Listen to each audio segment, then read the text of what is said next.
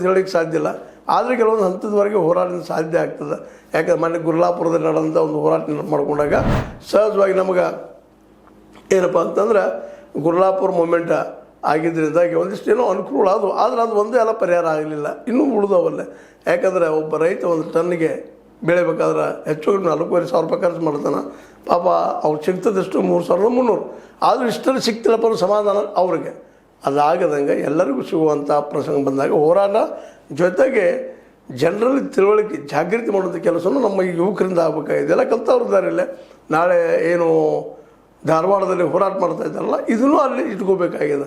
ಏಕಕಾಲಕ್ಕೆ ಬರೀ ಹೋರಾಟ ಮಾಡಿದ್ರೆ ಆಗ್ತದೆ. ಈಗೇನೋ 56,000 ಜನಕ್ಕೇನೋ ಮಾನ್ಯ ಹೋರಾಟ ಮಾಡಿದ್ರಿ, ಎಸ್ ಸಿಕ್ಕದ. ಆದರೆ ಇನ್ನು ಇದರ 2 ವರ್ಷ ಹೋಗಿ ಬಿಡ್ತದೆ ಅನ್ನೋದ್ರೊಳಗೆ. ಇನ್ನೂ ಅವರು ಅಧಿಸೂಚನೆ ತೆಗೆದು ಮಾಡಿ ಸೆಲೆಕ್ಷನ್ ಮಾಡಿ ಹಾಕೋದು ಇವೆಲ್ಲ ನಿಮ್ಮ ರಾಜಕಾರಣದಲ್ಲೇ ಮತ್ತು ನಮ್ಮಲ್ಲಿ ಆಡಳಿತ ವ್ಯವಸ್ಥೆ ಇಲ್ಲ ಅದು ಗೊತ್ತದ.